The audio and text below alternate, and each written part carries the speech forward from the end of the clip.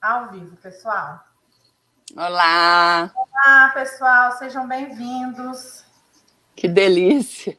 Boa tarde. Vamos dar boa tarde ao pessoal que está chegando. Boa tarde, gente. Tudo bem, Tudo pessoal? bem? Vamos esperar uns minutinhos, Vamos. porque eles estão chegando. E logo a gente inicia.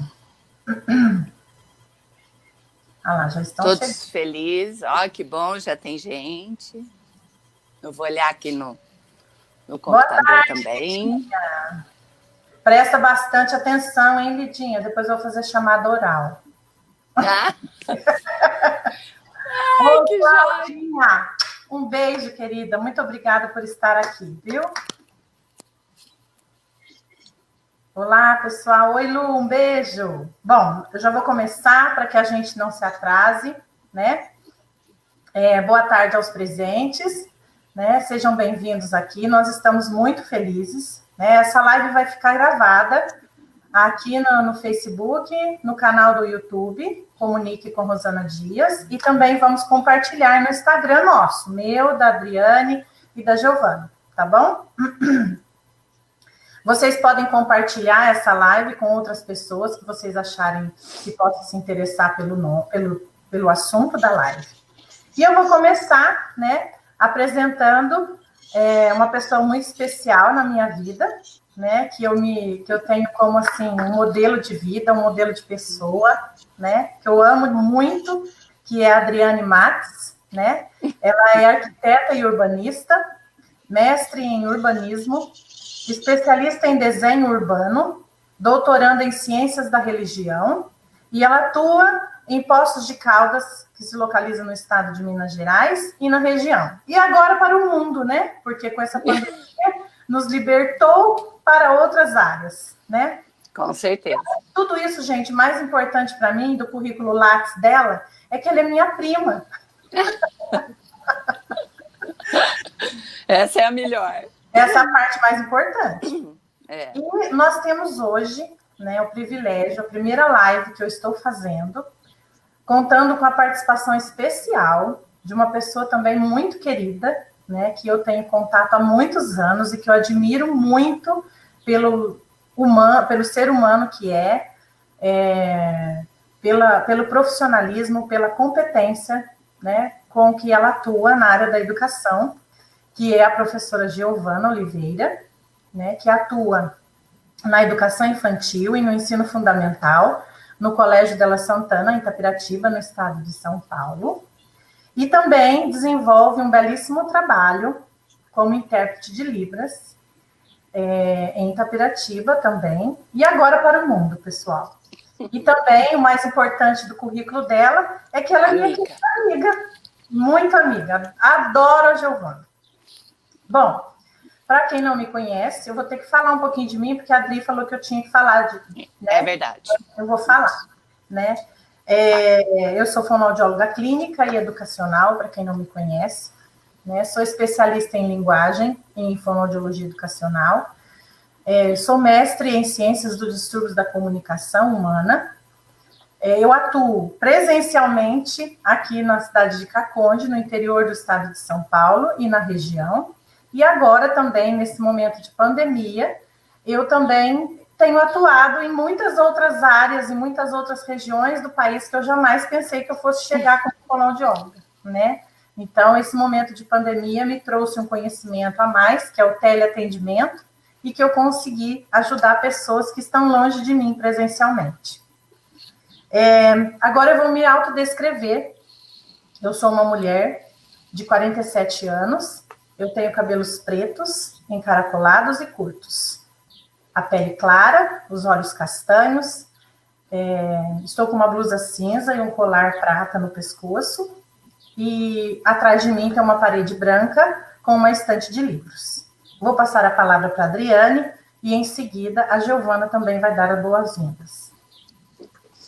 Bom, gente, estou muito feliz e, além de feliz, muito animada e emocionada por ver esse movimento tão bonito da Rosana, da Giovana, né, da gente poder ter essa interdisciplinaridade aí, né?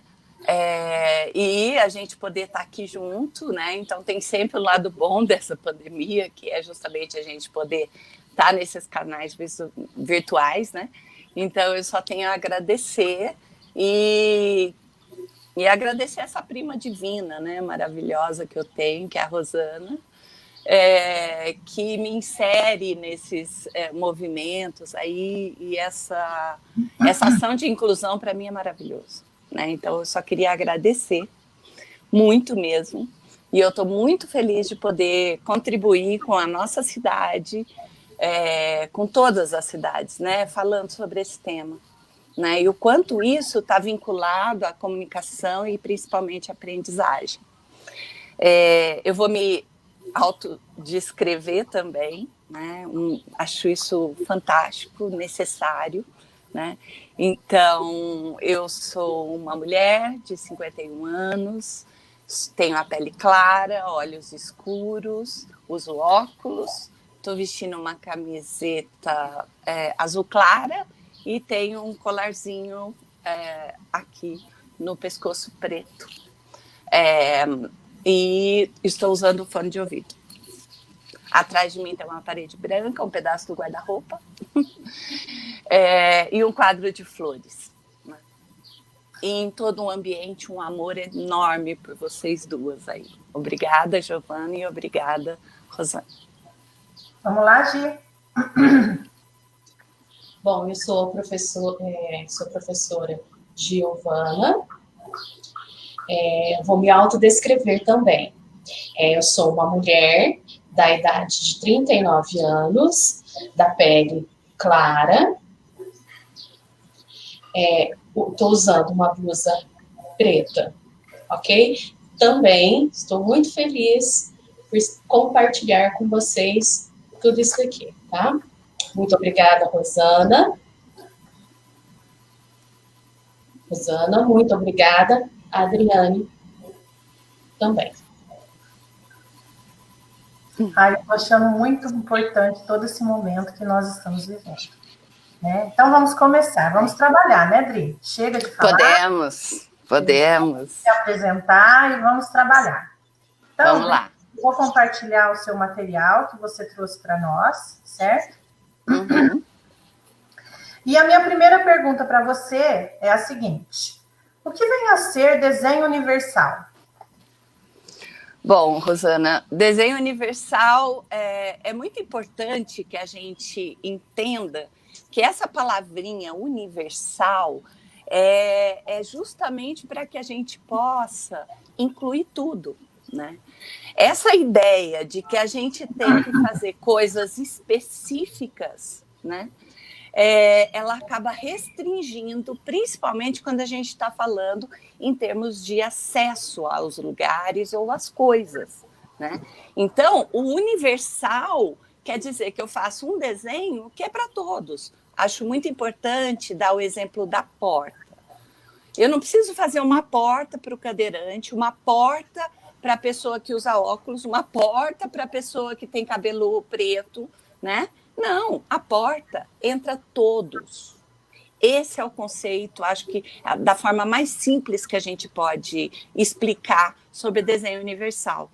É um desenho que é para todos, sem exclusão, né? Então, a concepção da própria teoria de desenho universal é isso, é para todos e para tudo, né? Porque se eu ficar colocando uma rampa para quem tem uma deficiência física temporária ou permanente, eu vou excluir aquela porta de entrada que não tem a rampa, né? Esse não é o conceito de desenho universal. Tudo tem que ser adequado. E é tão simples do que eu ficar fazendo várias entradas, né? Uma entrada só entra todos, certo? Então, o desenho universal é exatamente isso, né? Tem o conceito descrito, né, nas definições, que eu vou ler aqui, me permitam: concepção de espaços, artefatos e produtos que visam atender simultaneamente, isso é muito importante, não é primeiro um, depois o outro, não, é simultaneamente, né? Todas as pessoas, com diferentes características. Nós não somos iguais. Nós temos características diferentes. E é isso que nos faz único, né? Isso é muito bonito e importante. E aí, essas características diferentes que nós temos, antropométricas, ou seja, medidas de corpo, né, de cada ser humano, e também concepções e percepções sensoriais, cada um tem a sua, né? De forma autônoma, segura e confortável. Né? Passa um pouquinho para frente, porque isso que eu estou lendo, Rosana, está nas definições, um pouquinho mais um. Isso, está nesse primeiro aí, que está verdinho, desenho universal. Então, de forma segura e confortável, conforto também faz parte da questão do desenho universal, isso é fundamental.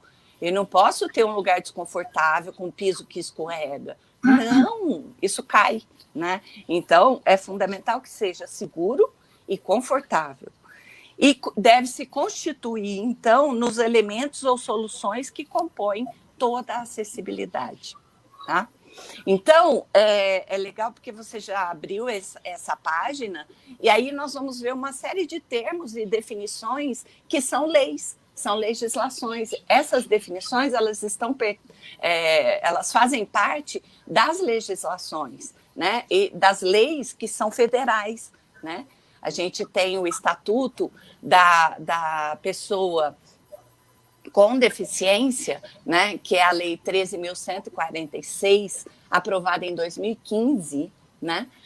E isso estabelece uma série de obrigatoriedades ao poder público para se fazer adequações na cidade, mas é muito importante que isso seja feito a partir, então, desse conceito maior que é o desenho universal, tá?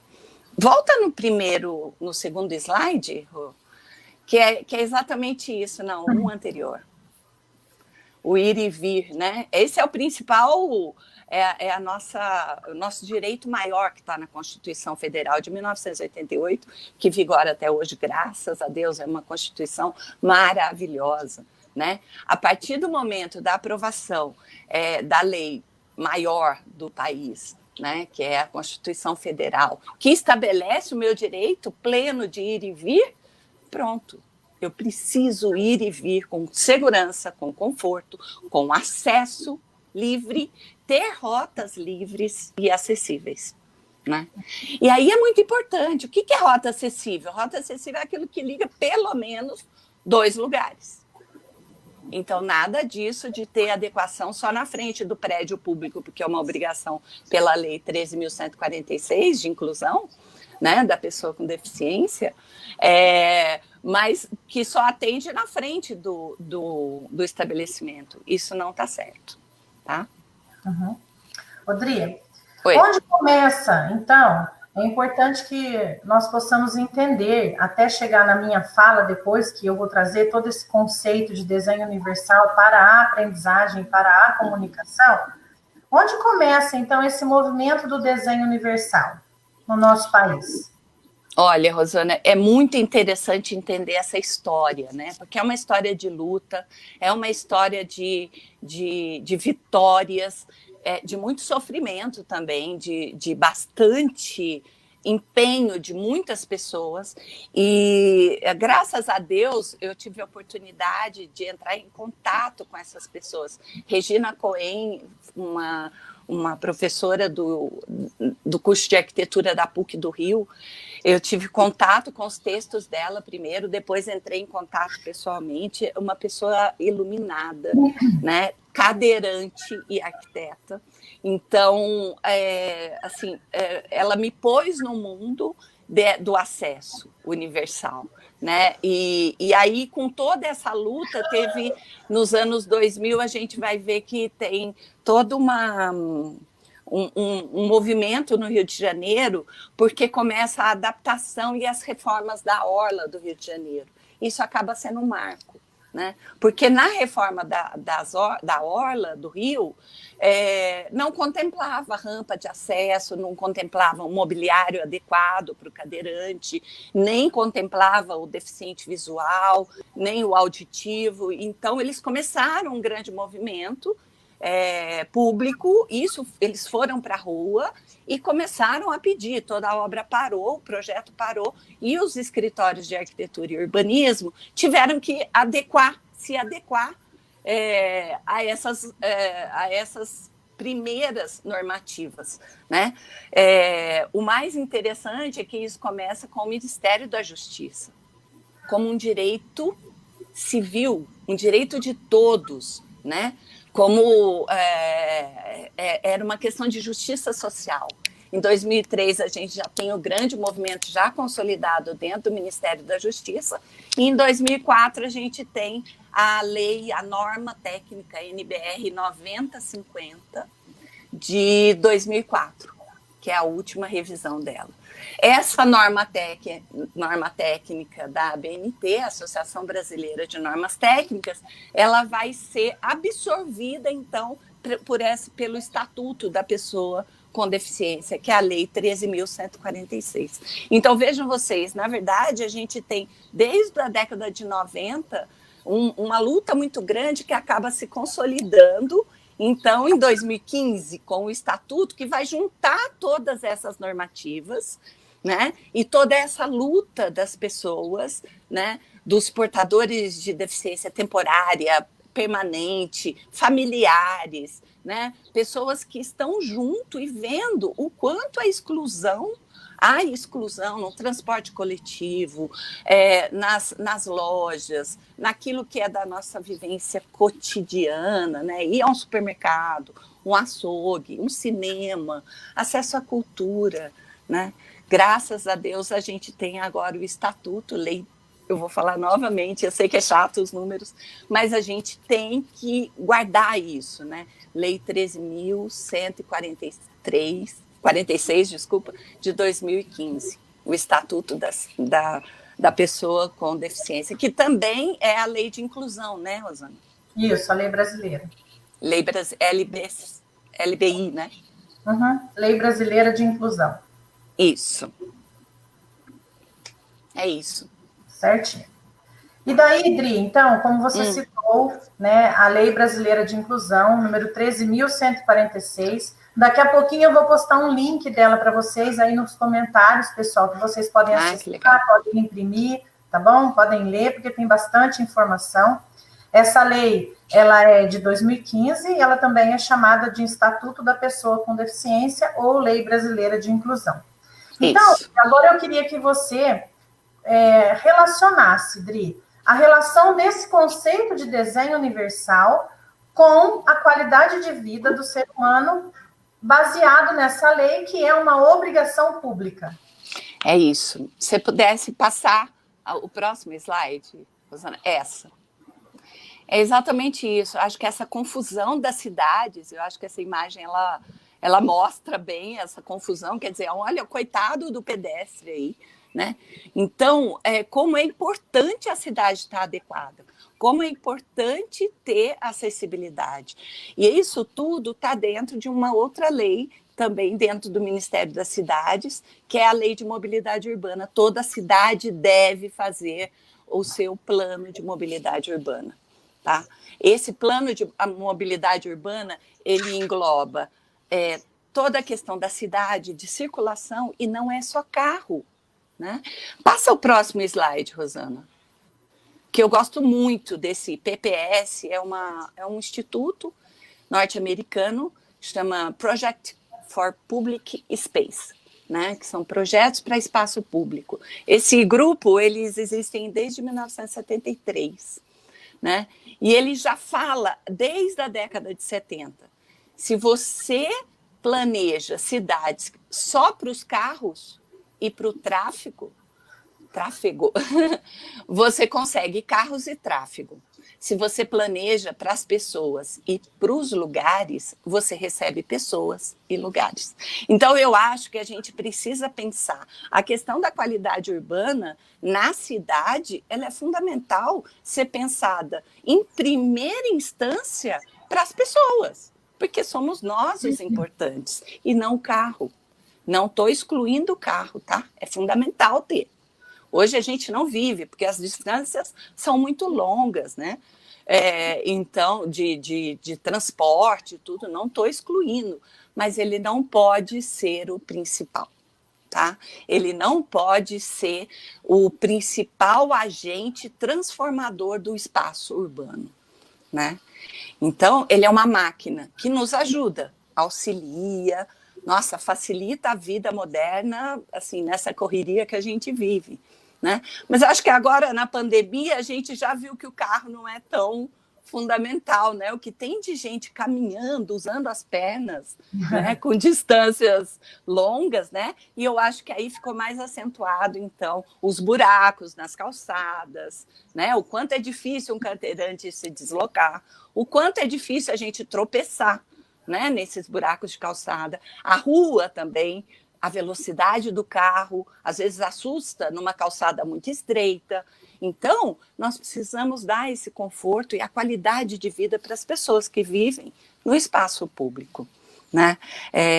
Pode passar, Rosana? Eu queria que você fosse passando, porque aí nós vamos ter várias definições, né?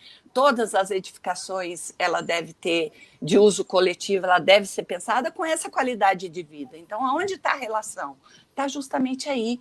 Tem que ser um uso confortável, tem que ser um uso seguro. Então, essa história de que eu estou na cidade só porque estou na rua, o carro pode andar 60 km por hora e 80 km por hora numa via pública, que tem casas ao redor, que tem edifícios públicos de servidão, as pessoas, isso está errado. Cidade é 20 km por hora, nosso povo vai me matar hoje, né?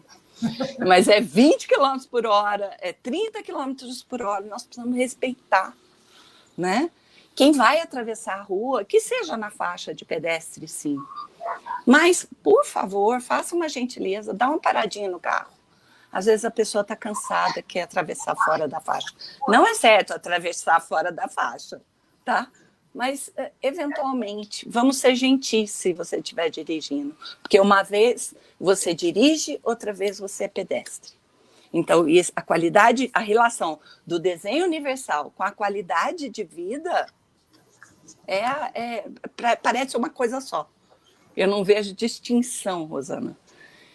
Uma cidade onde eu caminho, onde eu posso parar com conforto, com segurança, com iluminação, e que tenha uma rota lisa, né? Porque a calçada ela deve ser lisa, sem barreiras arquitetônicas, né? Que eu possa entrar num edifício público, que eu possa entrar para resolver um problema de documento, para resolver um problema, sei lá, de saúde, né?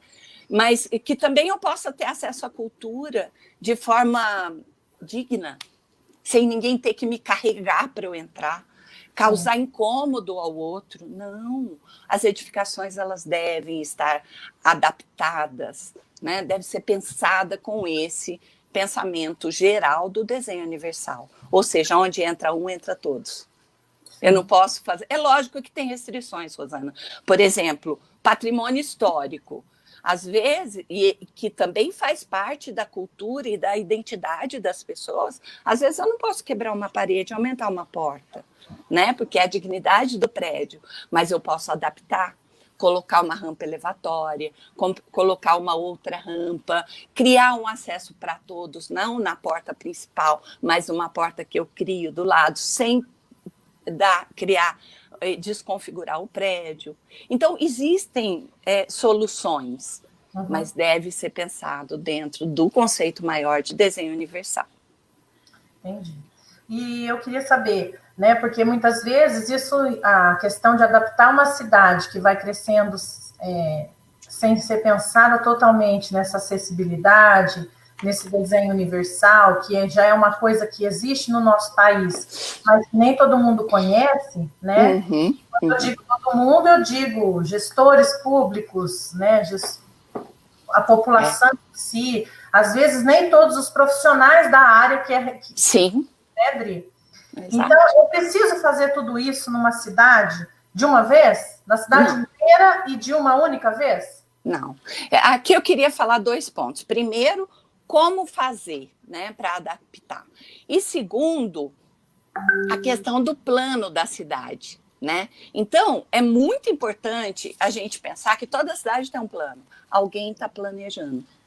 Algum administrador público está fazendo o seu plano sobre aquela cidade, né? Agora nós vamos ter as eleições de prefeito, né? Para prefeito, vereadores, né? Então, são os gestores, são atores na cidade, eles interferem diretamente no espaço público. Então, pensar que plano é esse que eles têm? Está incluído um plano de acessibilidade, de mobilidade urbana? E aí, muito importante essa sua pergunta, Rosana. Tem que fazer de uma vez, mas não tem dinheiro. Não, gente, começa pelas rotas. Olha, se eu conseguir ligar a prefeitura, que é um órgão público, até o correio, gente, isso já é uma rota. Eu estou estabelecendo uma mobilidade entre dois serviços que todos usam, né? Ou até o fórum, ou do fórum até ao cinema, do fórum até a escola, da escola até o parquinho, do parquinho até a praça. Estabelecer prioridades e estabelecer prazos, né? Eu não preciso fazer tudo de uma vez. Então, ligar a Câmara Municipal ao fórum é fundamental. Ao cartório, todos precisam. Olha a dificuldade. Então, quando eu falo criar uma rota acessível, o que é uma rota acessível? É aquela livre de qualquer barreira arquitetônica. Então, não pode ter degrau, tem que ter rampa, precisa ter as faixas de preferência elevatórias. A faixa de pedestre, que é mais elevada na rua, ela tem duas funções. Primeiro, a sinalização de que o pedestre vai passar ali. Segundo, é que vai diminuir a velocidade do carro, o que diminui também acidentes na via pública. Então, isso é muito importante. Outra coisa importante da rota acessível é que ela deve ser feita num piso antiderrapante, né? Aqui em Poços, né, que eu atuo bastante, é uma crítica que a gente faz já há muito tempo à prefeitura, que tem aquele piso que a hora que chove, eu mesmo já caí 2 vezes, né? Então, escorrega, não é adequado, tá? Então, precisa ser um desenho adequado, né? Legível, quer dizer, eu tenho que entender. Precisa ter uma faixa de mobiliário, quer dizer, a lixeira, o telefone. Hoje, telefone público a gente quase não tem, né, o orelhão. Mas a árvore, muito importante para me dar o conforto térmico, né, e até acústico na calçada. A árvore e o banco, né, que eu posso sentar na calçada também, eles devem estar alinhados fora da rota acessível, tá? Então, se você passar os desenhos, as imagens, Rosana, acho que é para baixo. Aí, o que a gente está vendo, isso são os exemplos do Rio Cidade, né, de toda a reformulação da orla e do Centro Histórico do Rio. Não só o Centro Histórico, tá? Tem toda a parte lá da orla.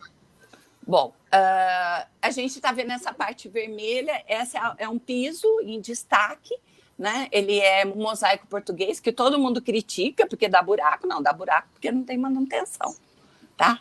Isso também é uma coisa importante. Precisa qualificar as pessoas para criar novas profissões, né? Antes, essa profissão é uma profissão muito antiga. Ela vem desde o período medieval. É chamado os calceteiros. Tá? Os calceteiros são aqueles profissionais que sabem assentar em nível o mosaico português, que é da nossa tradição histórica, né? E que faz parte do pertencimento também das pessoas. Então, eu destaco com uma cor diferente, esse é o granito, é a pedra vermelha do mosaico português, e do lado é a pedra branca ou amarela, né? Aí a cor do slide está meio estranho, mas são essas duas cores, o que já dá, então, o direcionamento, principalmente com quem tem baixa visão, né? Então, muitas vezes a gente acha que o deficiente visual é aquele que não enxerga, né? Ele enxerga emissões de luz. Então, nem todo deficiente visual é cego 100%. Ele enxerga contrastes. Então, dentro do desenho urbano, devemos trabalhar com contraste. Mobiliário banca de jornal, ponto de ônibus, lixeira, banco. A gente coloca numa rota que é chamada a faixa de mobiliário. E a rota acessível passa ao lado, livre e desimpedida. Tá? Então, eu posso criando a médio prazo, a curto prazo, a curtíssimo prazo e a longo prazo as rotas dentro da cidade, o que dá uma economia em termos financeiros e econômicos para a prefeitura. E pode ter a parceria com a iniciativa privada, não precisa deixar só na mão da prefeitura. A prefeitura tem a obrigação de ser o gestor público do desenho urbano. Mas não é só ela que tem a obrigação de fazer. Todos têm. Tá? Uhum.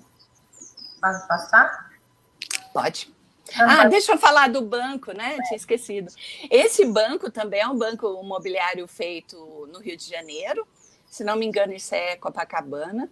Mas o interessante é que eles ganharam o nome de Imobiliário Amigo. Por que amigo?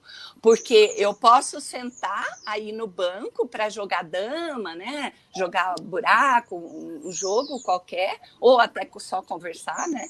E o cadeirante pode chegar do outro lado e colocar a cadeira. Então, ele é feito em arcos, né? Contínuos e descontínuos também, com a mesinha. Então, não impede que o cadeirante chegue. Isso é um desenho universal. Né? Eu sento com quem é cadeirante e com quem não é cadeirante. E a altura da mesa está exatamente na altura da cadeira. Então, não excluo ninguém. É um desenho de mobiliário amigo. Tá? Pode passar. Aqui é um exemplo, né? Antes, em Nova York, a gente tem essa esquina, é muito famosa. E tem, antes ficava essa primeira, essa que está mais cinza, Rosana, onde tem um caminhão, ficava isso, o estacionamento de táxi, que vocês estão vendo amarelinho ali, e uma praça, sim, um canteiro central sem nada, né? Houve a reformulação aí já com esse pensamento da cidade para as pessoas e virou um grande calçadão, onde tem até sombreiro. Né, mesinhas com guarda-sóis, né, para eu ficar e descansar. E olha lá, transporte coletivo, olha a quantidade de ônibus. Então, ao invés de andar só uma pessoa no carro, andam 60 pessoas em ônibus, em transporte coletivo, né? 30, 60 e por aí vai. Acho que é isso. Passa o próximo, acho que é o último, é esse, né? Tá bom. É esse. Tá? Era isso que eu tinha para falar para vocês, e eu tenho muitas dúvidas também em termos de aprendizagem e comunicação, que eu queria também ver com você, Rosana. Vamos lá, então. Vamos lá, agora é a tua vez. Para você. As pessoas que eu tenho costume de conversar, eu gostaria de chamar a atenção de quem assistiu a fala da Adri para a questão do vermelho, né? Porque eu falo muito para elas com relação ao vermelho, né? Usar nas letras, usar o batom vermelho para chamar a atenção das crianças quando eu estou trabalhando a fala, quando o professor vai trabalhar a leitura, vai trabalhar a comunicação, porque o vermelho é uma cor que as pessoas percebem muito, né? Isso é comprovado fisiologicamente, mesmo na presença da penumbra, as pessoas conseguem enxergar a cor vermelha. Então, não é à toa que a faixa de pedestre está na cor vermelha.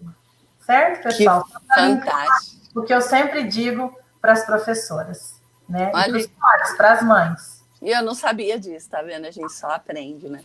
Neurocognição na veia. Eita, que maravilha. E aí, como arquiteta, eu queria te perguntar mesmo, quanto a aprendizagem precisa dessa adequação do espaço público, ou do espaço privado, da sala de aula, da escola, né? Como que é essa relação? Bom, primeiro nós vamos falar da questão física, né, Dri? Para depois chegar na questão da aprendizagem e da comunicação. Então, pegando o gancho da sua fala, para a criança, para o jovem, né, para o adulto, para o idoso que está querendo estudar, né, ou para o trabalhador, né, o professor, o diretor que possa vir a precisar, um funcionário que possa vir a precisar, ele precisa ter essa rota acessível na cidade para chegar ao seu trabalho, certo? Sem tropeçar, né? Para chegar cair. Isso. E para ele chegar. Assim como a criança precisa ter essa rota acessível no município para conseguir chegar na escola. Mas focando, porque você já disse bastante do ambiente externo da escola, então eu vou me deter mais a falar do ambiente interno da escola, né? Então, esse espaço físico adequado, né, Dri, é totalmente necessário, 100% necessário, né? Visto que como eu já disse, eu não estou preparando esse ambiente só para o aluno, eu tenho que preparar para todos, porque eu posso ter o funcionário, o professor, o faxineiro, o inspetor de aluno, o diretor da escola, né? Um pai que precisa chegar para ir na reunião. Eu já escutei, eu não vou na reunião porque eu não consigo subir a escada. Degrau da calçada, eu não consigo parar o meu carro perto, eu não consigo andar, eu não tenho uma vaga para estacionar, eu não consigo subir a escada para chegar até na sala que o meu filho estuda, enfim. Sim.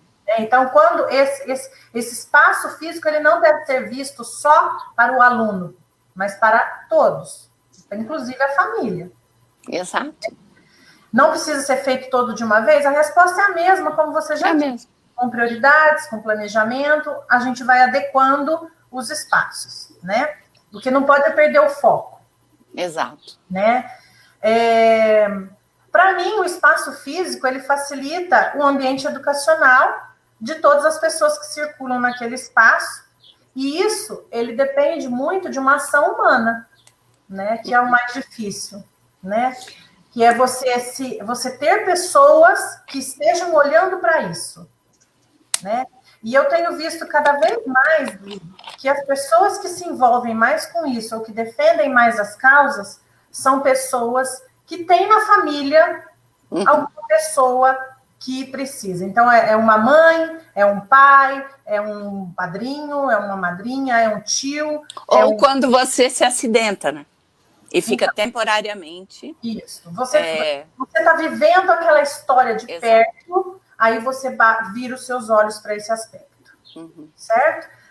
E há pessoas que precisam mais e menos desse espaço físico adequado. Não são todas as pessoas com deficiência que precisam de adaptação física, né? Mas eu tenho que pensar no obeso, na gestante, no idoso, né? Então, aí já começa a ampliar um pouquinho mais a necessidade de um espaço físico adaptado. E sem contar que todos nós ficaremos idosos. Se Deus quiser, né? Amém. Né? Porque se não acontecer isso, é porque interrompeu de alguma forma e não é agradável. Né? Então, pensar que tudo pode... Você vai ser atingido algum dia, né? Então, ter essa empatia com o outro que tem dificuldade. E esse espaço físico estruturado, né, ele tem que ser adequado, organizado, mesmo que eu for adaptar uma escola que já exista, né, eu tenho que tomar cuidado, porque às vezes eu vou fazer uma rampa, eu não faço uma rampa, eu faço um escorregador. Eu faço uma montanha-russa, que ninguém, nem a pessoa que anda, tem coragem de descer naquela rampa. Exato. Uma entrevista que eu fiz com um cadeirante, eles falavam, nossa, mas aquela rampa tal, e citava a rampa, né, na cidade. Aquilo parece um esporte radical, né? Então, e é isso, né? Se alguém algum dia precisar de uma cadeira de rodas, for descer numa rampinha daquela, gente, vocês vão ver que isso é realmente horrível. E às vezes tem a rampa, mas não passa na porta. Porque aí falta o conceito que você disse da rota acessível, né? Eu chego, mas eu não entro. Não entro. Né? E até mesmo você adequa a rampa, né? E põe ela, assim, na direção do bueiro. Oi? Sim. E aí você vai cair dentro do bueiro, ou vai ter um degrau na rampa. Não pode ter degrau na rampa, gente.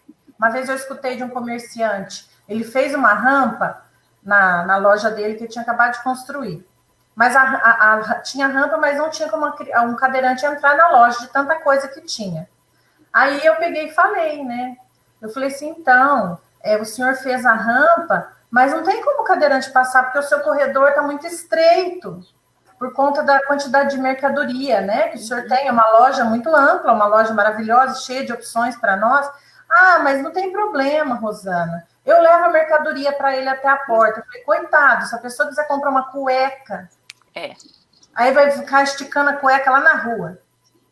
Né? Isso é um constrangimento. Isso não é um desenho universal. Eu não falei nada, mas hoje eu penso que eu deveria ter continuado. Então, o senhor senta aí, me pede uma cueca, eu vou lá dentro, vou buscar, o senhor pinta aqui fora. Precisa.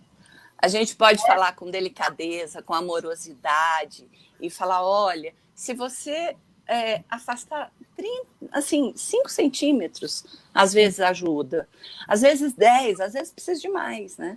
Mas pense, né? Vai ser mais feliz, não vai criar constrangimento, energia negativa, ruim, tristeza. Não, vai dar alegria, vai trazer boas novas para o seu estabelecimento. Aquele que acolhe, né? Não aquele que rejeita e afasta. Isso. E daí a gente pensando dentro da escola, às vezes uma cadeira mais baixa, uma carteira mais alta, uma carteira mais baixa, uma lousa que não bate a claridade, uma cortina na janela, né? Menos material dentro da sala para não dar poluição visual, né? Calor. Porta para diminuir o ruído dentro da sala, né? Ventilação. Ventilador. Às vezes, eu ligo o ventilador, mas o ventilador parece um helicóptero dentro da sala. Então, tudo isso tem que ser visto, né? Porque para a professora ficar com a porta fechada, ela tem que ter ventilação. Se não tem ventilação, então vamos arrumar a ventilação primeiro, para depois pedir para ela fechar a porta da sala, né? Então, são coisas que o espaço físico demanda uma atenção. E, às vezes, essa questão da estrutura, da organização do espaço físico é o que está atrapalhando, muitas vezes, uma criança com problema de aprendizagem. E a gente acha que o problema dessa criança é muito maior. Né? Às vezes, você adequa o mobiliário para ela sentar, para ela pôr o pé no chão, para ela acertar a coluna, fazer uma postura correta para a escrita, a letra dela sai perfeita. Maravilhosa. Entendeu? Então, são coisas que podem ser grandiosas, depender de ações públicas maiores, mas pode ser pequena, depender de um olhar. Vamos ver se tem uma cadeira que ela consegue pôr o pé no chão? Vamos ver se tem uma carteira mais baixa para essa criança que está pendurada? Entendeu? Então, são coisas que podem ser grandiosas, mas também podem ser pequenas. Você falou também da ventilação, né? Hoje em dia, muitas escolas estão optando para o blindex, né? Então, fazem a obra, tiram aquelas venezianinhas e colocam o blindex. O blindex, ou ele lacra, ou ele gela, né? E ele causa uma reverberação no som também, o que aumenta, então, o ruído interno da sala, o eco, né? A professora fica completamente afônica, né? Porque eu dei aula há 23 anos, passei por várias situações, e de ficar rouca, é tanto que eu falo alto até hoje. E a criança ou o aluno, ele não está entendendo, porque não tem acesso mesmo, não chega, a voz não chega, né? Por causa do ruído interno. Sim. Então, E hoje nós temos tintas, viu, Rosana? Tintas para interiores que absorvem o som. Olha, maravilha. Pessoal, está escutando isso? Né? Precisa pesquisar, porque tem. Então, tem muita coisa, né, Dri? E para isso, a gente precisa de um trabalho em equipe. Né? Em equipe, de vários profissionais. Não é o fonoaudiólogo que vai pensar na adaptação correta de uma cadeira. Existem profissionais, é a terapia ocupacional, é o fisioterapeuta, em parceria com o professor, né? Exato. De apoio que a gente precisa criar, né? Exato. Então, a escola precisa entender, eu acho, né? Começar a estudar um pouco mais essa questão do conceito de desenho universal, né? Que já existe no nosso país. Né? É lei, é lei, né? Não é filosofia, não. É vida, né? Exato. É lei, né? Já está postada como lei. Colocar em prática as suas premissas, né? Que não são, entender que elas não são tão impossíveis assim, né? Com relação à demanda do espaço físico, né? E como eu já disse, tanto nos serviços públicos como nos serviços privados, Dri. Eu acho que é olhar para isso dessa forma com relação ao espaço físico.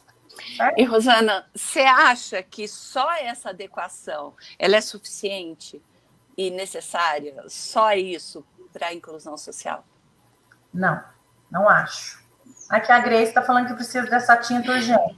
Olha, já vou dar uma dica, viu, Grace? São tintas que têm menos brilho, tá? Tudo legal. que tem brilho, tudo que brilha muito, piso, metal, tudo com muito brilho, ele reverbera mais, né? Ele rebate o som. E aí não é bom. Tá? Tem que escolher materiais que absorvam som. Então, carpete, não carpete no chão, não, porque dá uma alergia danada.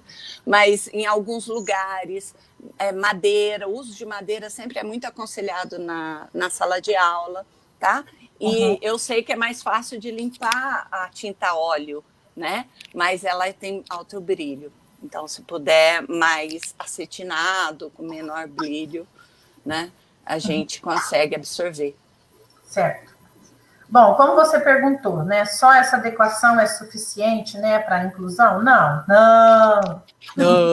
Precisa de gente. Mesmo que eu esteja pensando numa criança com deficiência física. Não, né? Porque essa questão da deficiência física pode trazer comprometimentos, atrasos no desenvolvimento da linguagem, no desenvolvimento da leitura, no desenvolvimento da escrita, né, que vai precisar do componente físico também, da mão, da perna, do braço, do corpo. Exato. Né? Mas ela não deixa de ser essencial, a questão do espaço físico, né? Então, essa questão do desenho universal, Dri, eu preciso falar isso, como eu já disse no nosso encontro, quem trouxe essa questão do desenho universal para a minha vida foi você, né? Uma vez conversando, você me disse, Rô, você já escutou falar sobre o desenho universal? Isso há muitos anos, né? E eu olhei na sua cara e falei, oi? Oi? E aí você me deu uma pequena aula, né? Com as suas doces palavras do que seria esse desenho universal. E me deu uma lição de casa.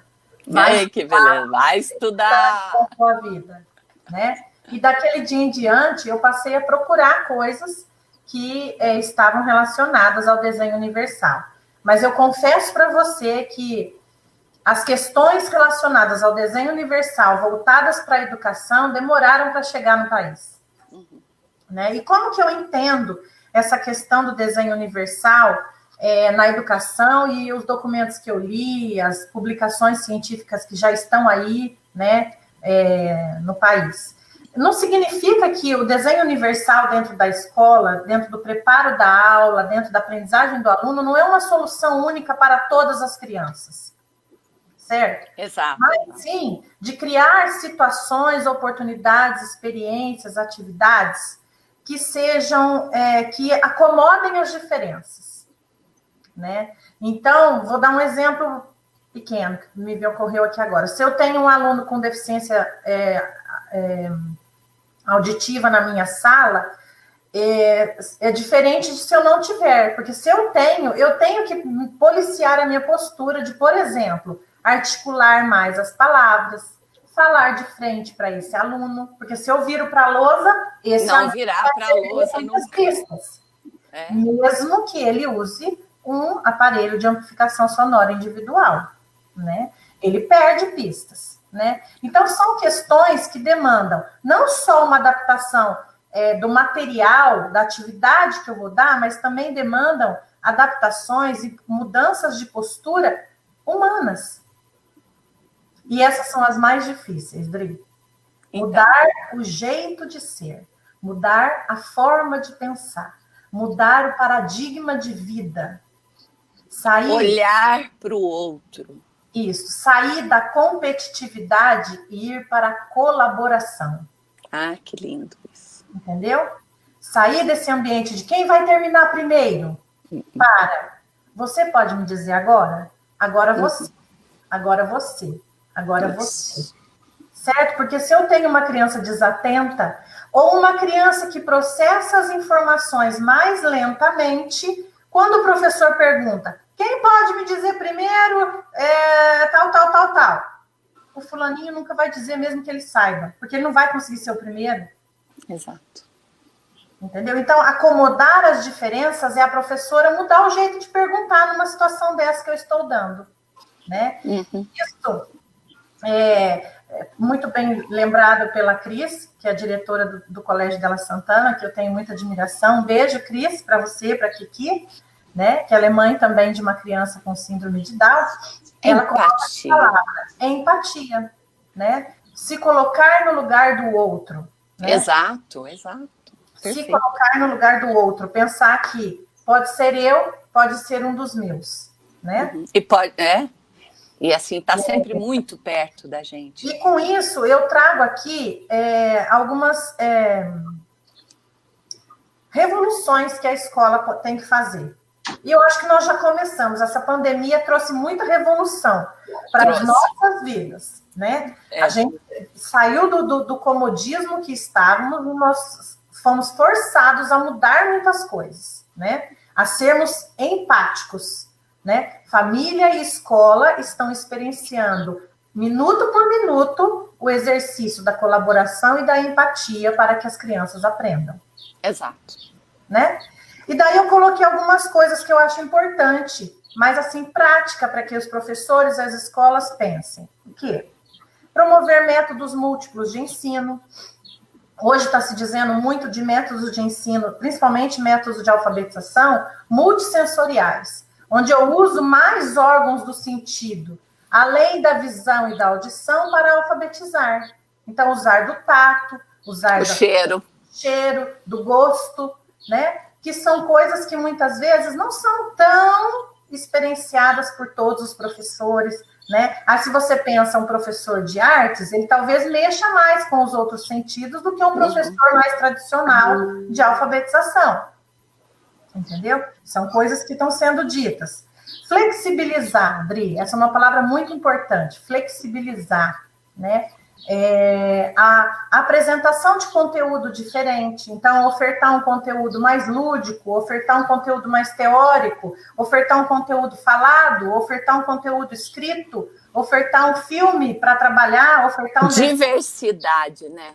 Essa ofertar flexibilidade com diversidade. Isso. Que lindo isso. E flexibilizar também a forma de ter a sua resposta. Então, um aluno vai poder dizer por escrito, o outro vai poder me responder falado, o outro vai me responder por desenho, o outro vai me responder por gestos, o outro vai me responder por um vídeo, né? O outro vai me responder, enfim, nem consigo imaginar tantas possibilidades. Várias, né? Mas, assim, uma peça de teatro, uma apresentação. O professor não tem que pensar só na forma dele diversificar, a forma dele apresentar o conteúdo, mas ele também entender que ele tem que flexibilizar a resposta. Perfeito. Né? E a forma de avaliar esse aluno. Né? Como eu vou avaliar esse aluno? Né? Todos eles terão o mesmo tempo? A prova vai ser a mesma para todos?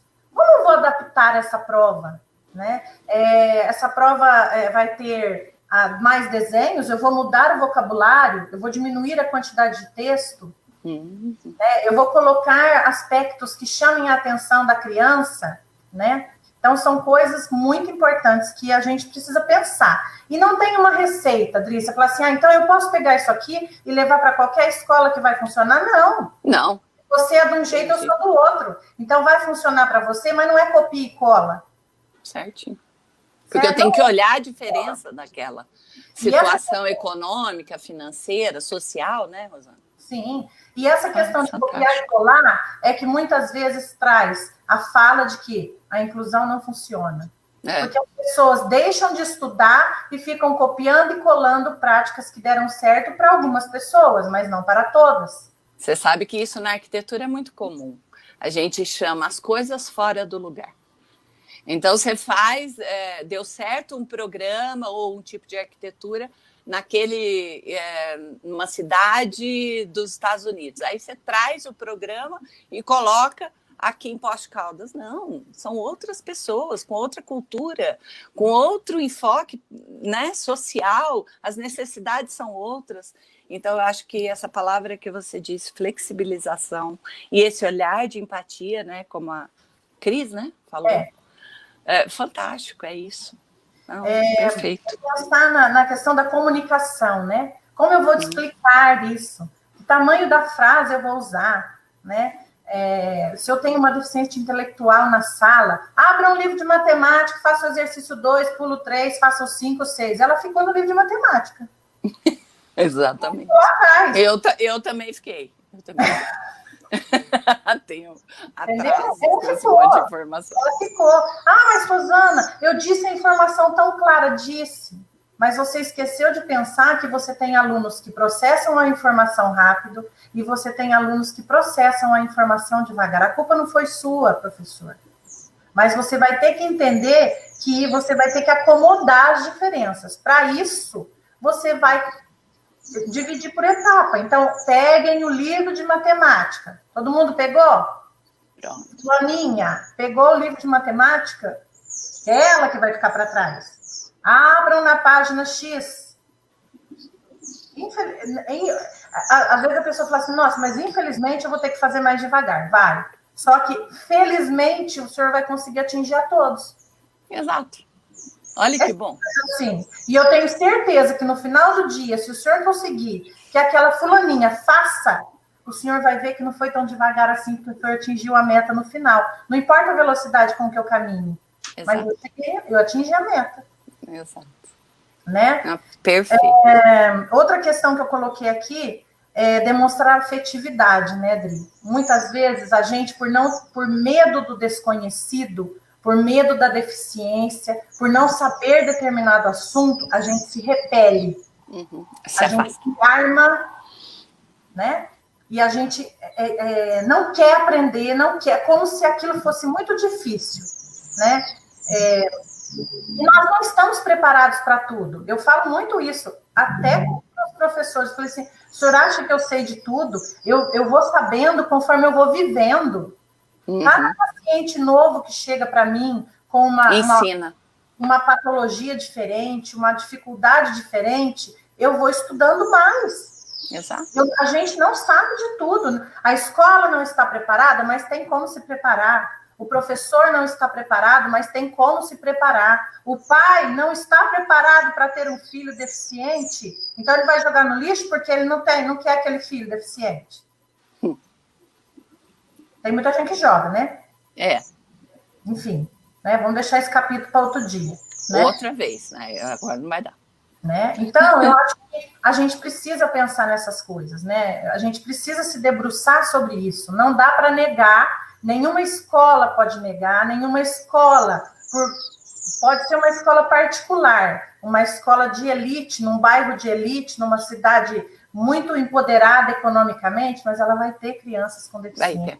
Ela vai ter crianças com dificuldade de aprendizagem. Isso eu vou dizer agora economicamente para essas escolas. Se vocês quiserem sobreviver no mercado de trabalho, aprendam a trabalhar com a inclusão. Exato. Vocês vão ficar sem alunos. Vocês vão ficar sem alunos. Não dá para dizer que a escola X só tem alunos bons. Não dá. Não dá. Graças a Deus que não dá. Foi-se a época que a segregação era tamanha. Hoje não dá. Entendeu? Não dá. Enfim, né, Dri? Isso é um assunto que não acaba, né? Não acaba. A gente fica aqui falando 50 anos, né? E isso tudo que eu estou falando é uma coisa que eu tenho que repensar para os disléxicos, para as pessoas que têm descalculia, para as pessoas que são desatentas, para as pessoas hiperativas, para os autistas, né? Para as deficientes, pessoas com deficiência intelectual, para os deficientes auditivos, para os deficientes visuais, para aqueles que não têm um diagnóstico fechado, não têm um nome, mas que têm dificuldade para aprender. Exato. Para funcionar, para conviver, entendeu? Nós precisamos nos debruçar para entender isso melhor. Quando eu digo nos debruçar, eu não estou dizendo só a escola. Eu estou dizendo a família, eu estou dizendo os profissionais. Entendeu? Que tem muito profissional que também não gosta de se relacionar com a escola. Porque ele acha que ele está lá no canto dele, o mundo que vem até mim. Eu não vou até a escola. Tá errado. Errado. Certo, gente? Exato. Vamos sair do lugar. Vamos nos movimentar para que a sociedade seja inclusiva. Todo mundo tem que se movimentar, né? E para o final aqui dessa pergunta, né? Porque tem que terminar, tem que falar, né? Tem que terminar, Rosana. O início de tudo isto é formação continuada, orientação familiar, orientação à sociedade, conscientização. Uma vez eu escutei um professor falando para mim, nossa, Rosana, quando que vai parar de falar de inclusão? Eu falei, é a hora que acontecer e que a gente não precisa falar mais. Enquanto não acontecer a inclusão, eu vou falar, porque eu tenho dor de falar. Ai, também. Eu vou falar. Entendeu? Eu escutei. E acho que é isso. E eu gostaria de puxar assim, para o meu grupo aqui, né? De profissionais. Né? Quanta escola a gente vê sendo assim, tá terminando, e você vê que não tem nada de inclusão, não tem nada de acessibilidade, por mais que tenha lei, não é porque põe uma rampa que é acessível, não é. Sim. Às vezes aquela rampa dificulta muito mais do que a escola que não tem. Sim. Então, por favor, pensem no desenho universal, em todas as instâncias, na instância da aprendizagem, na instância da comunicação, na instância do edifício, na instância da rua. E por favor, arquitetos, por favor, projetem com o desenho universal, porque a gente vê que até dentro da nossa categoria, que nós somos o profissional adequado a fazer essas instituições e lugares de órgãos públicos, acesso coletivo, a gente vê que o profissional está alheio a tudo isso. Né? Então, por favor, mais atenção. Não é só adequando, colocando as normas que vai estar acessível, não. Precisa ter uma coisa sistêmica de circulação, de mobilidade. Como você disse na sua área, Adri, que tem muita documentação, orientando, norteando, né? Tamanho de rampa, tamanho de escada, tamanho tudo. de... Tudo. Na questão das adaptações curriculares, flexibilizações curriculares, diferenciação curricular, tem vários nomes, né? Também nós temos muitos documentos. Então, tem um dos documentos que citam que tem adaptações de grande, médio e pequeno porte. As de grande porte são aquelas que demandam mudanças maiores no município e que demandam a participação dos gestores públicos. Uma ação, uma adaptação curricular de pequeno porte é aquela que o professor faz dentro da sala dele. Fantástico. Entendeu? Isso muda o universo. Tudo isso tem escrito, tem documentado em vários documentos, em vários artigos, mas isso demanda envolvimento, debruçar sobre isso, estudar sobre isso. Mas esse assunto é um assunto que não tem fim, né? Vamos para a próxima. Eu estou muito feliz, nossa, aprendi muito obrigada. E ver a Giovana nos representando e falando, né? Olha, fantástico, Giovana, obrigada, foi lindo a sua atuação.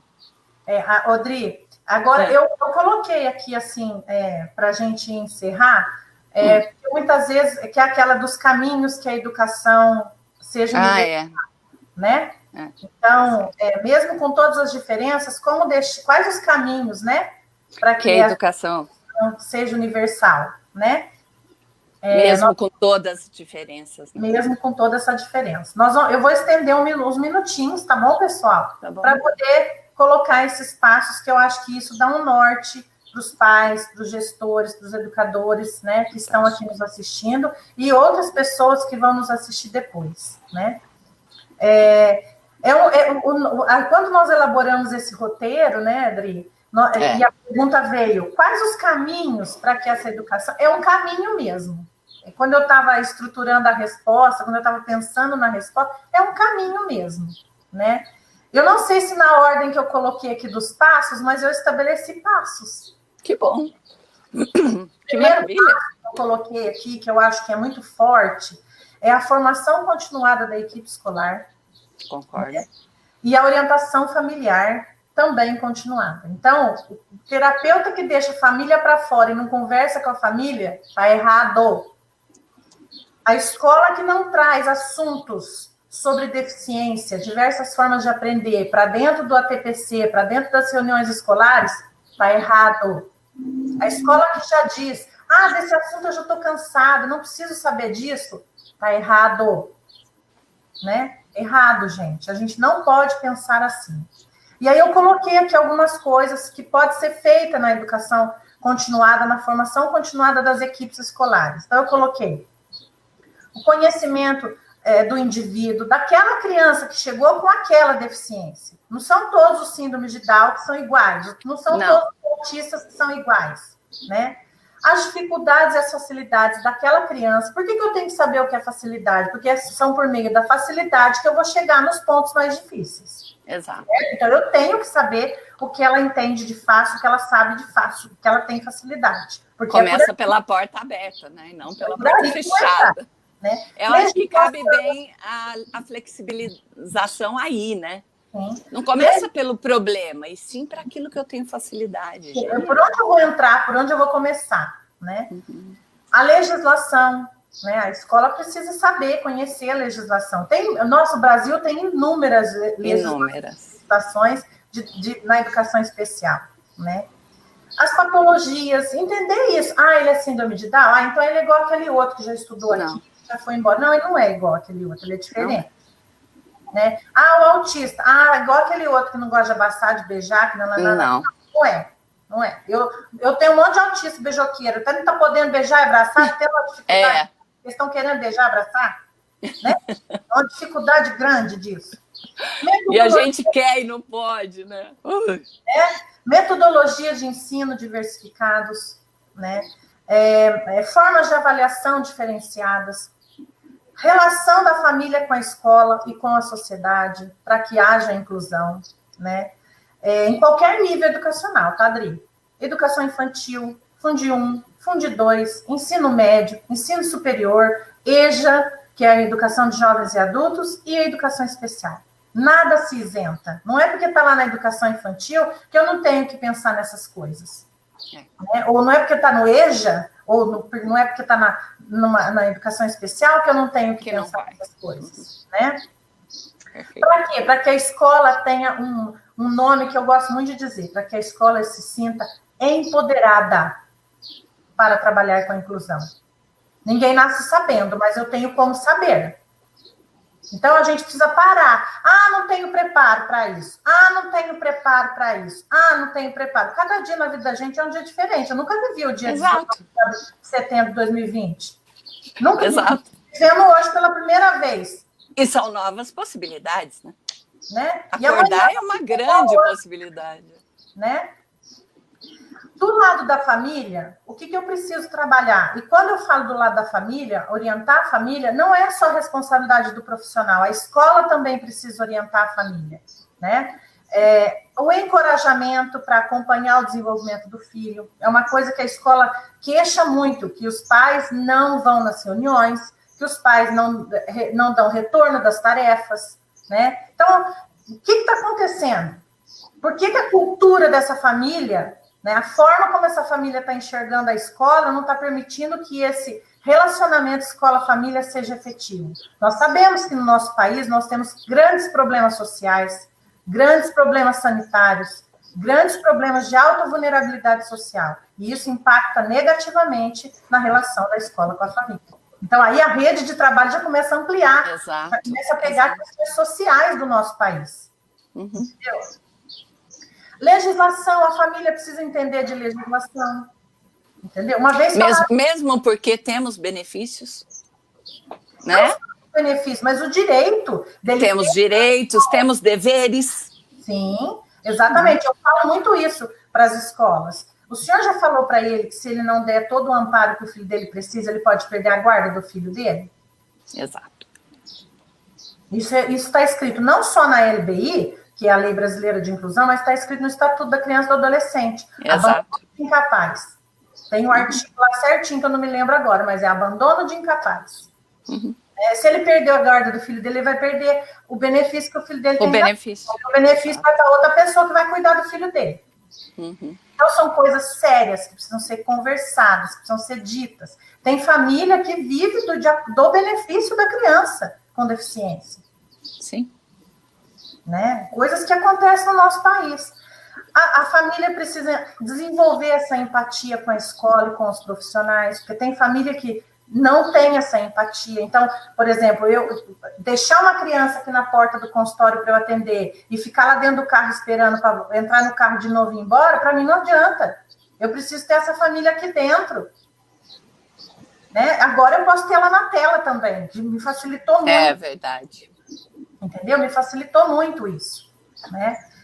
A comunicação, né? Tanto da família para a escola, quanto da escola para a família. Então, essa semana eu vivi uma situação muito inusitada de uma criança em que está vivendo, que ela não está conseguindo acompanhar as aulas online, e é uma criança autista, e a mãe está com vergonha de dizer para a escola que a criança não está acompanhando. Ai, Rosana, mas eu vou incomodar. Não vai incomodar. Não vai incomodar. Não vai incomodar. A escola precisa saber que ele não está acompanhando, que ele não acompanha a velocidade com que a professora está dando aula. Exato. Aí sabe o que ele disse para mim? Ele virou para mim, porque foi um teleatendimento. Ele virou para mim e falou assim, tia Rosana, eu quero ser ouvido. Ai, que bom. Quando ele falou isso, quase caí da cadeira. Uhum. Falei, você está escutando o que o seu filho está dizendo? Você está escutando o que o seu filho... Crie forças, arranque das profundezas do seu ser, mas faça valer o desejo do seu filho de que a professora o ouça. Perfeito. Né? Nossa, eu tô com essa fala na minha cabeça desde quinta-feira, que foi o dia que eu ouvi esse menino falando. Tia Rô, eu preciso ser ouvido. Entendeu? Nossa, até me arrepio. O que é que acontece, Dri? A mãe, ele reclama muito na aula online. A mãe desliga o microfone para ele não atrapalhar a aula. Ai, meu Deus. Entendeu? É uma atitude de proteção. Eu entendo. Sim, porque ele vai incomodar os outros, mas ele precisa de uma atenção especial. Eu não critico e não estou aqui julgando, porque é uma mãe maravilhosa. Eu amo de paixão essa mãe. Sim. Porque ela tem Eu entendo o lado dela totalmente. Também entendo. Mas eu falei para ela, você precisa ter coragem para ir até a escola e marcar uma reunião presencial com o seu filho, com essa professora. Ele quer ver a professora. Ele ama a professora. Entendeu? Ele quer ser ouvido, ele quer falar, né? Então, olha que situação bonita, né? Linda. A mãe vai promover isso essa semana, ela vai correr atrás disso. E nós vamos, olha, eu estou torcendo para ela, não sei o que é, mas já estou jogando todas as energias positivas. Vai dar certo, vai dar certo. Vai, já deu, já. Para que eu separei em 2 pontos esse primeiro passo? Para que a família possa caminhar junto com a escola. Exato. Nesse momento de pandemia, nós fomos exercitados a isso o tempo todo, né? Exercitados a isso. Algumas famílias conseguiram um bom... Diariamente, né? A todo momento. Isso. Mesmo com crianças sem dificuldade, né, Dri? Nossa, aqui tenho 2 adolescentes e assim, a atenção tem que ser constante. E eu agradeço a escola, porque qualquer desatenção deles, eles estão me mandando, olha, tá fechado o áudio, tá fechada a câmera, manda abrir, entendeu? Então, a gente tem que ter essa atenção, coisa que eu não tinha quando era presencial. Sim. Eu não sabia disso, né? O segundo E mudou muito. É a questão da estrutura física, né? Não sei se segundo, primeiro, terceiro, na ordem não é, né? Então, que nós já falamos bastante, a importância da estrutura física como um caminho a ser trilhado. A importância dos recursos materiais, sabe? A importância, por exemplo, e aí também não tem uma receita, né? O que é que eu vou precisar comprar para aquela escola? Eu vou comprar os materiais conforme eu for tendo a necessidade, de acordo com as adaptações, com as flexibilizações e com os alunos que forem surgindo. Uma então, coisa que você falando, Rosana, eu fico pensando o quanto é importante essa parceria, escola, família e a população. Quer dizer, promover programas que a população não atingida, né, que ainda não se sensibilizou, se sensibilize. Sim. Então, levar para a rua os problemas, criar programas dentro da escola para que a escola possa estabelecer um dia com a cadeira de rodas.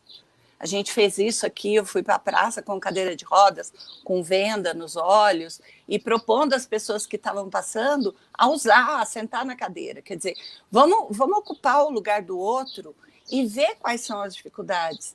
É uma forma de eu me sensibilizar com o problema alheio. A gente né? acha que é uma Então, não, é fundamental ter a participação de todos, né? Então, essa parceria eu acho muito importante. Você vai comprar uma máquina Braille? Para quê? Se Não. você não tem alunos que vão usar essa máquina. Exato. Né? Então, você vai comprando, adquirindo e montando os espaços inclusivos, conforme tecnologias acessíveis, conforme as coisas forem surgindo. Exato. Né? Um quarto passo que eu coloquei aqui é a importância de um trabalho em rede, que eu também já falei um pouco, né? Uma rede de apoio. E aí a gente acaba incluindo não só os profissionais da saúde e da educação, mas como eu disse há algum tempo atrás, agora aqui, a questão social, o quanto nós precisamos dos profissionais que trabalham na área social, né? Da questão do apoio social, que no nosso Brasil é muito gritante, as questões sociais, as diferenças sociais de acordo com cada região do país, né? Exato. Coloquei aqui. Um quinto passo, acreditar no desenvolvimento humano, né? Acreditar que as crianças são capazes de aprender, acreditar que o professor é capaz de mudar, acreditar que a família é capaz de mudar, né? Acreditar que aquele profissional é capaz de mudar, né? Fantástico. Se colocar no lugar do outro, que a gente também já falou, cuidar da nossa comunicação e compreender o efeito que ela tem no outro, né? Então, que são esses programas que eu acho que a gente tem que promover, entendeu? De sensibilização, quer dizer, trabalhar em rede é a sensibilização, né? Lembrar que essas crianças têm que ser ouvidas, como eu já disse, acabei de dar um exemplo, né? Que foi muito forte para mim essa semana. Tia Rô, eu quero ser ouvido. Que lindo isso. Né? Acreditar na continuidade de um trabalho ao longo dos anos. Eu percebo um truncamento na vida da criança com deficiência. Então, um professor inclui, o outro mais ou menos, aí a criança muda de escola, o material da criança não vai de uma escola para outra, o documento, o relatório, o laudo. Ainda não há uma continuidade dentro do sistema educacional, né? O profissional não orienta a família. Eu falo muito para meus pais, não entrega o original para ninguém, o original é seu. Você faz uma cópia, entrega na escola, faz uma cópia, leva para a psicóloga, faz uma cópia, leva para o médico, mas o original é seu. Quantas vezes eu já tive mães que chegam aqui, você tem o relatório da escola? Ah, você tem o relatório do médico? Você tem... Ah, eu tenho, mas ficou com fulano. Então, isso tudo trunca o trabalho, né? Independente de que ano for, essa transição tem que ser pensada. Né? E guardar uma pastinha com o histórico do seu filho, né? Ou seu também, né? O escriturário lá da escola, o professor pegou o relatório para ler, anota em algum lugar, misericórdia, porque esse professor vai ter que devolver esse relatório no prontuário da criança. Tem escola que também não tem todos os prontuários, todos os relatórios, porque perde dentro do próprio ambiente, entendeu? E aí a criança vai mudando de professor, porque você não sabe quem foi a última pessoa que pegou o relatório no prontuário do aluno. Né? Um sexto passo que eu coloquei aqui, penúltimo, compreender que para trabalhar com a inclusão em educação, não há um procedimento único. Que sirva para todas as pessoas. Eu espero que eu tenha deixado isso claro, né? Eu atribuo isso à cidade também, e ao edifício. Né? Muitas adaptações têm que ser feitas e sempre com esse olhar do desenho universal. Isso é o desenho universal, né, Dri? Você entender que não tem uma solução única para todos. Não tem um produto único para todos, não tem... Muitas vezes a gente... você tem algum... Parece um paradoxo, né? Sim. O desenho universal, ele deve ser pensado nas diferenças, mas ele é único. É o maior desafio. Acomode as diferenças, para que acomode as diferenças. Exato. E no último passo que eu coloquei aqui, né, para a gente já ir chegando no final da nossa live, a gente entender que o momento de incluir as diferenças, as diferenciações curriculares e o momento de modificar e de retirar as adaptações curriculares. Não é porque uma criança precisou de adaptação, de flexibilização, de qualquer mudança no currículo, que isso vai ser eterno. Essa criança pode, a partir de um momento, precisar de uma outra adaptação, ela pode não precisar mais de adaptação. Uhum. Isto é acreditar no desenvolvimento humano e ir avaliando o desenvolvimento dessa criança. Então, foi mesmo porque, fazendo um desses passos que você está colocando, você pode reverter completamente o quadro dessa criança dentro da escola. E aí, aquele passo que você deu pode te pedir outro. Sim. Né? Porque já desenvolveu tanto, né? Isso é prazeroso, né? Isso é lindo. É muito bom. É fácil? Não, não é fácil. Mas o que na vida é fácil? Mas é maravilhoso quando a gente consegue. Exato. Já vivi situações maravilhosas, inclusivas? Já vivi. Eu também. Mas também já vivi situações terríveis. Já vivi situações terríveis. Né? Que esperamos não voltar mais. Então, que essa nossa live, pessoal, seja assim um momento de reflexão para muitas pessoas. Né? Nosso intuito não era esgotar esse tema, porque é um tema que não se esgota, né? Mas que para a gente elucidar alguns pontos que são importantes. Né? Eu fiz questão de não trazer só conteúdo teórico, porque eu também escuto muito que a inclusão funciona muito bem no papel. Na teoria e na prática, não. Odeio isso. Então, eu fiz questão de escrever mesmo, eu fiz rascunho mesmo, para trazer bastante coisa prática, né? Para que as famílias pensem na sua importância para este momento de inclusão, para que as escolas também reconheçam a sua importância nesse momento, e os profissionais também reconheçam o poder que tem nas mãos de deixar um pai para fora da sala de espera. Sair com aquilo, deu tudo certo hoje. Que deu tudo certo? O que deu certo? Então, conta para a família o que deu certo. Exato. A família precisa se alegrar com os ganhos. Não é só na hora que deu errado, você chama a família para dentro e fala, hoje ele fez isso, hoje ele fez isso, hoje ele fez isso. Não, como não consegui fazer isso? Não, o dia que der certo, você também põe a família para dentro e também conta o que deu certo. Essa família precisa ter força. E quem vai dar força para essa família continuar o caminho dela? Os terapeutas, os professores, entendeu? Quem vai dar força para essa família levantar todo dia e continuar lutando pela dignidade, pela educação dessa criança com deficiência, somos nós. Nós, professores, terapeutas, profissionais de todas as áreas.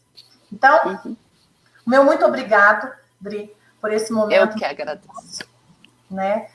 Nós passamos do nosso horário, sim, né? Essa live vai ficar gravada, né, aqui no Facebook, no YouTube. Ela não vai conseguir ser gravada no Instagram, porque o tempo passou, mas vocês já sabem onde elas estão.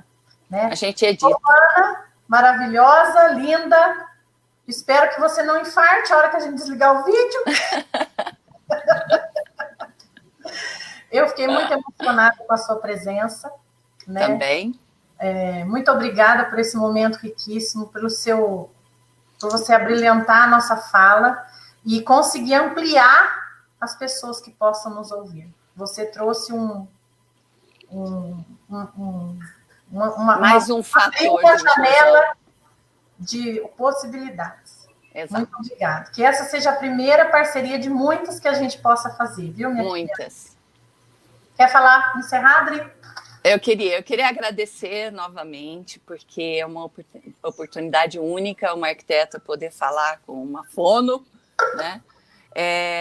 Queria agradecer pelo conhecimento, falar que quem está em dúvida sobre revestimento acústico, algumas coisas, sabe, que a gente pode fazer na sala de aula, revestir a carteira embaixo da carteira, para que a acústica possa melhorar, entre em contato. Né? Tem aí meu Facebook também, a gente pode deixar nos comentários. Tem muito material, às vezes muito acessível, mais acessível do que a gente imagina. Às vezes na sua casa você está descartando material que pode ser o material acústico para te dar qualidade de vida até dentro de casa, né? Tirar esses ruídos que te irrita no final do dia, né, Rosana? Você sabe bem disso. E na verdade você não sabe de onde vem, né? Então, nós temos recursos técnicos, o arquiteto sabe fazer isso, trabalha com acústica, né, lumínica, então também tudo isso, né, o ruído, a temperatura e a luz. Então, a gente pode melhorar muito a qualidade de vida só de pensar no indivíduo e não só no espaço concreto. Muito obrigada, Giovana, você foi fundamental. Eu estou muito emocionada, minha primeira vez que eu trabalho com alguém me representando em Libras, é assim uma honra muito grande. Muito obrigada. E, Rosana, não tenho como agradecer mais. Estou à disposição. O primeiro momento de muitos que aí, né, Dri? Eu acho que a gente tem tudo para continuar ajudando as pessoas. O objetivo é esse. Sempre. Essa live chegue nos lugares onde nós não conseguimos chegar presencialmente, né? Que vocês que estão assistindo e outras pessoas que vão nos assistir depois levem essa informação para pessoas que precisam ouvir, que precisam ser encorajadas, que precisam ser empoderadas para fazer essa mudança acontecer. Né? A fonoaudiologia pode ajudar muito vocês nesse processo de mudança. Né? Eu estou aqui. Agora, mais do que nunca, posso chegar em lugares onde presencialmente talvez exato. chegar. Né? Exato. Então, que usem e abusem da fonoaudiologia educacional. Né? Eu tenho vários programas aqui no consultório para trabalhar com as crianças, para orientar as escolas, né? Cursos online. Então, quem tiver interesse, entre em contato para a gente poder fazer acontecer. Giovana, a palavra é sua, amiga. Foi até agora, mas continue falando. Eu também quero agradecer por esse momento especial, tá? Peço desculpas se em algum momento eu não consegui interpretar certo, tá? Mas é a minha primeira vez, primeiro trabalho como intérprete numa live, tá? Então, eu agradeço mesmo a presença de todos, agradeço a Rosana e também a Adriana. Beijo. Um beijo. Beijo, gente. Compartilhem a live. Né, Gigi? Assim, né? É isso mesmo. Assim. Um abraço, pessoal. Que lindo. Coloquem aí no comentário o que vocês acharam, o que vocês gostariam de ouvir mais, que a gente gosta de falar, tá bom? A gente gosta. Beijo. Tchau, gente.